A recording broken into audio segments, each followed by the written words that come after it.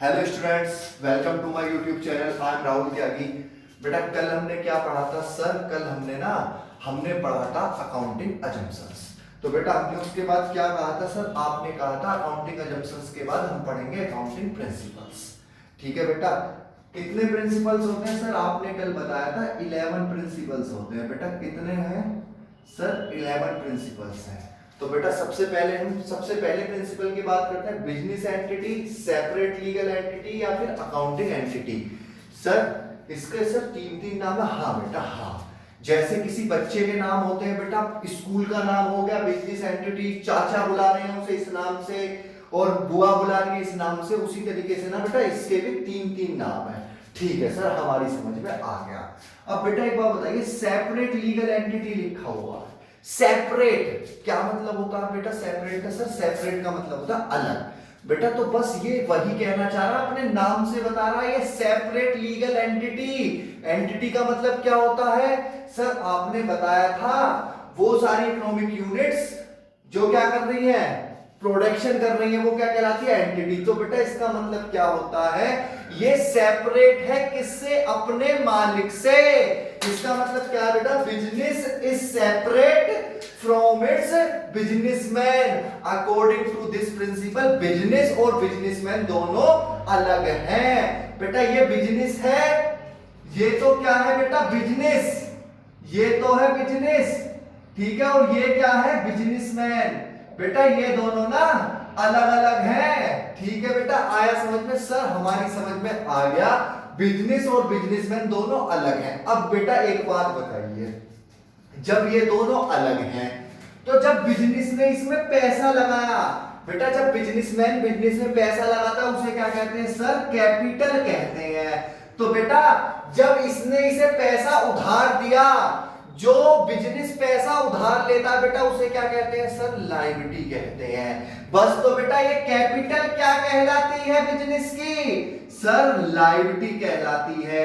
क्यों कहलाती है? क्योंकि बेटा बिजनेसमैन ने ना बिजनेस को पैसा उधार दिया है। ठीक है बेटा, एक बात ध्यान रखिएगा बेटा आगे तक के लिए। अब ना आप बिजनेस है बिजनेस, सर हम बिजनेस, हाँ बेटा हम बिजनेस है बिजनेस। तो बेटा एक बात बताइए, बुक्स ऑफ अकाउंट में जो आप ट्रांजैक्शन रिकॉर्ड करेंगे वो अपनी करेंगे या बिजनेसमैन की करेंगे? सर हम बिजनेस है तो हम अपनी ट्रांजैक्शन रिकॉर्ड करेंगे। शाबाश बेटा। देखिएगा बेटा, according to this business is considered a separate entity distinct from its owner. ठीक है बेटा, ये अपने मालिक से बिल्कुल अलग है। समझाया ये? हाँ sir. The proprietor of the business is considered as a creditor। बेटा ये मेरा क्या कहलाता है? क्रेडिटर। क्रेडिटर कौन होते हैं? जिन्होंने मुझे पैसा उधार दिया हुआ है। बिजनेसमैन ने बिजनेस में पैसा लगाया, यानी क्या उधार दिया। मेरी क्या है? ये लायबिलिटी है, मुझे क्या करनी है? पे करनी है। तो ये मेरे क्या कहलाते हैं? क्रेडिटर। ठीक है। Transaction are to be recorded from the point of view of business. बेटा किसके पॉइंट ऑफ व्यू से रिकॉर्ड करेंगे? बिजनेस के पॉइंट ऑफ व्यू से रिकॉर्ड करेंगे। आपने माल खरीदा, आपने माल बेचा, वो रिकॉर्ड करेंगे। मालिक ने अपनी कार बेच दी, बेटा वो रिकॉर्ड नहीं होगी। क्यों नहीं होगी? क्योंकि बिजनेस और बिजनेसमैन दोनों अलग हैं। आया समझ में? Point view of the business entity and not from the owner point of view. बेटा ओनर के पॉइंट ऑफ व्यू से कोई ट्रांजैक्शन इसमें रिकॉर्ड नहीं होगी। सर अगर उसने अपने पर्सनल यूज के लिए पैसा निकाला, बेटा मैंने आपसे बताया था पर्सनल यूज के लिए पैसा निकालता है या माल निकालता है वो क्या कहलाती है? ड्राइंग्स कहलाती है। और ड्राइंग क्या करेगी? कैपिटल को कम कर देती है। तो मैं कैपिटल में से माइनस कर दूंगा। क्यों? कैपिटल क्या होता है? उसने मुझे उधार दिया। ड्राइंग्स क्या हो गई? उसने निकाल लिया। तो बेटा उसकी कैपिटल क्या कर दूंगा? मैं कम कर दूंगा। Capital is the liability of the firm. अगर आपसे कोई अब पूछे भाई बिजनेस मेरा, ठीक है, मैं बिजनेसमैन हूं, बिजनेस मेरा, तो कैपिटल लायबिलिटी क्यों हुई? तो बेटा आप क्या कहेंगे? सर सुनिए, बिजनेस एंटिटी प्रिंसिपल है एक जो क्या कहता है? बिजनेस और बिजनेसमैन दोनों अलग हैं, इसलिए कैपिटल क्या कहलाती है? लायबिलिटी कहलाती है। क्लियर बेटा? हाँ सर हाँ, हमारे समझ में आ गया। बेटा अगला क्या आता है? Money measurement principles. Money measurement principle, तो बेटा आपने शुरुआत में पहली वीडियो पर जाइए, मैंने आपसे क्या कहा था, only financial transaction are recorded in the books of account, यही कहा था। हाँ बेटा फाइनेंशियल ट्रांजैक्शन क्या होती है सर, जिन्हें हम मनी के टर्म्स में मेजर कर सकते हैं, शाबाश बेटा। तो केवल वो ट्रांजैक्शन जिन्हें हम मनी के टर्म्स में मेजर कर सकते हैं उन्हें रिकॉर्ड करेंगे, बाकी किसी ट्रांजैक्शन को रिकॉर्ड नहीं करेंगे। मैं कह रहा हूं भाई मेरा स्टाफ बहुत अच्छा है, बेटा क्या किसी की अच्छाई को मनी में कन्वर्ट किया जा सकता है, मनी में वैल्यू किया जा सकता है? नहीं सर नहीं, आप कैसी बात कर रहे हैं। हाँ तो बेटा केवल वो ट्रांजैक्शन जिन्हें मैं मनी में मेजर कर सकता हूं उन्हें ही रिकॉर्ड करूंगा। देखिएगा, according to this only those transactions are recorded in the books of account which can be measured in terms of money, जिन्हें मैं क्या कर सकता हूं, मनी के टर्म्स में मेजर कर सकता हूं, केवल वो ही ट्रांजैक्शन क्या होंगी, रिकॉर्ड होंगी। It is important to note that money measurement principle require recording of transaction in monetary form। बेटा मॉनेटरी फॉर्म में रिकॉर्ड करता हूं, ना कि फिजिकल यूनिट्स में। सर कैसे? बेटा मैं आपसे कह रहा हूं मेरे पास ना ये 4 मार्कर हैं। मेरे पास कितने मार्कर हैं बेटा? 4 मार्कर हैं, ठीक है।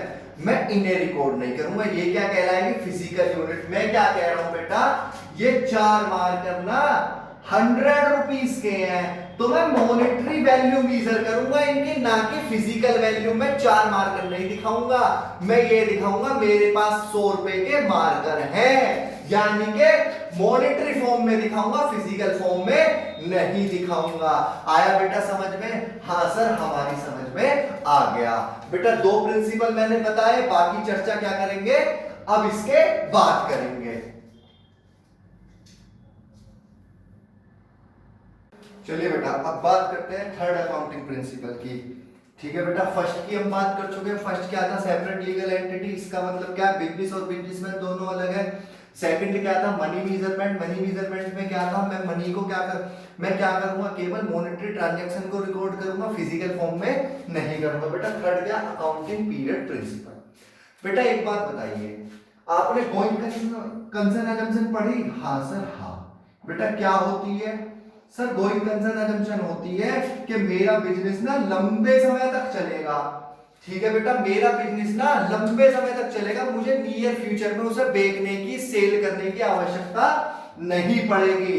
तो बेटा इसका मतलब तो ये है कि मेरी बिजनेस की लाइफ तो चलती रहेगी, मेरा बिजनेस कभी खत्म नहीं होगा, मैं यही सोच के चलता हूं। तो बेटा मुझे अब मैं जब बिजनेस कर रहा हूं तो मुझे ये भी पता होना चाहिए भाई प्रॉफिट हो रहा है या लॉस हो रहा है। हाँ सर हाँ। तो बेटा ये जो बिजनेस की लाइफ है ना, जो पूरी लाइफ है उसे मैं क्या करता हूं, छोटे छोटे टुकड़ों में बांट देता हूं। क्या करता हूं बेटा, छोटे छोटे टुकड़ों में बांट देता हूं।